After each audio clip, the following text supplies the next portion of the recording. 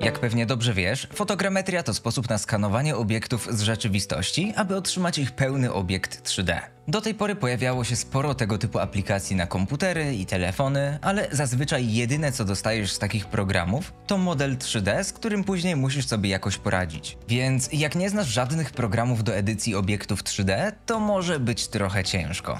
Ostatnio znalazłem aplikację, która może dać ci sam model, jeżeli tego potrzebujesz, ale ma też w sobie cały edytor wideo do tworzenia ciekawych ujęć, a na dodatek całość działa od razu w przeglądarce, czyli nie musimy nic instalować ani na komputerze, ani na telefonie. Jedyne co potrzebujemy to zwykłe zdjęcia.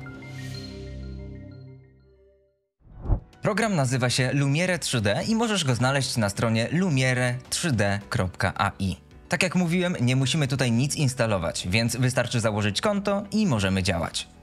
W środku mamy mega prosty interfejs pokazujący różne ujęcia, które możemy wrzucić na nasze zeskanowane obiekty. Ale żeby je jakoś wykorzystać, najpierw powinniśmy coś zeskanować. Tutaj mogę albo wrzucić już jakiś gotowy model w formacie GLB, żeby go fajnie przedstawić w edytorze wideo, albo stworzyć coś od zera. Na górze pojawi się mega pomocny film tłumaczący, w jaki sposób skanować obiekty. Polecam go zobaczyć, ale postaram się to wszystko streścić. Więc co? Wyciągaj telefon i nawalamy zdjęcia. Wszystkie przykładowe zdjęcia na stronie pokazywane są na modelach butów, więc uznałem to za lekką sugestię i również postawiłem swojego buta na stole. Do przygotowania mojego profesjonalnego studia fotograficznego posłużyłem się stołem, światłem z okna i 3 pustymi kartkami A4.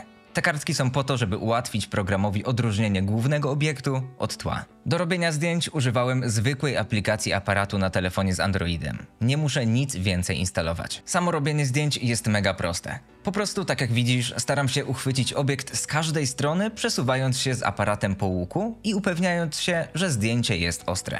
Ostre zdjęcia są mega ważne, bo przy rozmytych tracimy bardzo dużo detali, przez co później dostajesz gorszy model. Żeby złapać jak najwięcej szczegółów, dobrze jest zrobić przynajmniej 100 zdjęć, ale w sumie im więcej, tym lepiej. Możesz nawet położyć swój obiekt na boku albo w ogóle do góry nogami, żeby program widział, jak on wygląda z każdej strony. Bo pamiętaj, że gdy nie zrobisz zdjęć jakiegoś obszaru, to program po prostu nie będzie wiedział, co tam powinno być i pojawi się problem. Ale do tego jeszcze dojdziemy. No dobra, zrobiłem dokładnie 212 zdjęć. W wersji demo możesz wrzucić maksymalnie 200 zdjęć. Ja korzystam tutaj z Early Access, dlatego mój limit ustawiony jest na 300 obrazów. Jednak 200 powinno spokojnie dać radę. Spakuję to teraz do pliku zip i przeciągnę w to miejsce.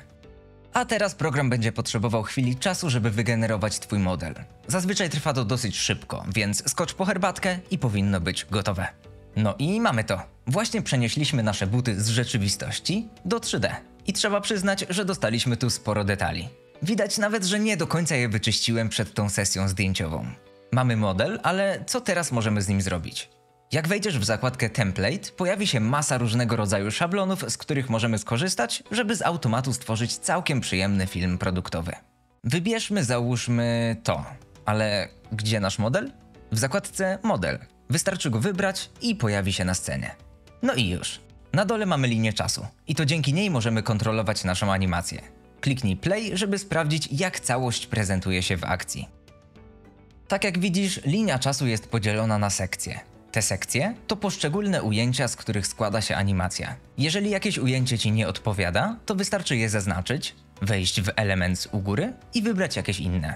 Wtedy po prostu je podmienimy, a reszta zostanie taka sama. Oczywiście nie jesteśmy ograniczeni do tych kilku ujęć. Chcesz więcej? Kliknij plusik i wybierz, co byś chciał wsadzić w ten slot. W ogóle opcji dostosowania tej animacji jest całkiem sporo. Oprócz samych ujęć możesz też bardziej szczegółowo dopasować pozycję kamery, obiektu, czy nawet dorzucić jakieś ciekawe tło. A gdy będziesz już zadowolony ze swojego cudownego dzieła, to możesz pobrać całe wideo na swój komputer, klikając tutaj z prawej u góry. Wtedy film po prostu się pobierze, ale też wskoczy do zakładki Renders z lewej strony, żeby się nie zgubił. Więc tak jak widzisz, mega szybka i przyjemna sprawa. Już za pierwszym podejściem dostałem bardzo przyjemny obiekt, ale no oczywiście przeprowadziłem też kolejne testy. Na przykład stwierdziłem, że chcę zeskanować ten dzbanek. Nie jest on za bardzo podobny do butów, więc ciekawe jak sobie z nim poradzi. Wyciągnąłem telefon, ale tym razem zrobiłem tylko 110 zdjęć, bo uznałem, że jest to na tyle prosty obiekt, że raczej nie powinny pojawić się żadne problemy. No i tu się myliłem. Faktycznie im więcej zdjęć, tym lepiej, bo ostatecznie pojawiła mi się wielgaśna dziura na samym dole. Na szczęście po dorzuceniu kolejnych 73 zdjęć sytuacja się mocno poprawiła i teraz kompletnie nie mam do czego się przyczepić. Później skorzystałem z jednego z szablonów, nieco go dopasowałem, żeby ładniej się prezentowało i dzięki temu udało mi się stworzyć ten niesamowity klip prezentujący mój przepiękny dzbanek unoszący się wśród gwiazd. A, nie pokazałem Ci jeszcze, że dla bardziej zaawansowanych osób jest też opcja eksportu gotowego modelu w formacie GLB, żeby odpalić go na przykład w Blenderze, Unreal Engine albo w dowolnym innym programie 3D. Możesz nie kojarzyć formatu GLB, ale to jest taki zwykły plik 3D, jak na przykład OBJ albo FBX, tylko bardziej dostosowany do wykorzystania w internecie. No i potrafiący przechowywać tekstury. Dlatego po wrzuceniu go do Blendera nie musisz już nic podłączać, bo wszystko powinno działać z automatu. Obiekt jest w pełni oteksturowany i całkiem szczegółowy. Możemy go teraz wykorzystać jako element naszych renderów albo nawet gier w dowolnym silniku. Fajne jest też to, że nie trzeba płacić, żeby zacząć się tym bawić. Jest opcja free, w której ogarniesz, jak działa program i czy faktycznie Ci się to przyda. A jeżeli mocniej się w to wkręcisz, to za $29 odblokowujesz wszystkie funkcje. No i jest to jednorazowa opłata, a nie miesięczna subskrypcja, więc dosyć tanio w mojej opinii. No i jak? Co sądzisz o tej aplikacji?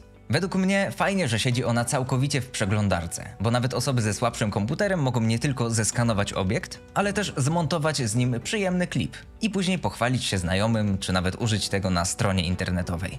Albo z drugiej strony, można totalnie pominąć sekcję z tworzeniem filmów i wykorzystać to jako platformę do generowania modeli do Twoich projektów.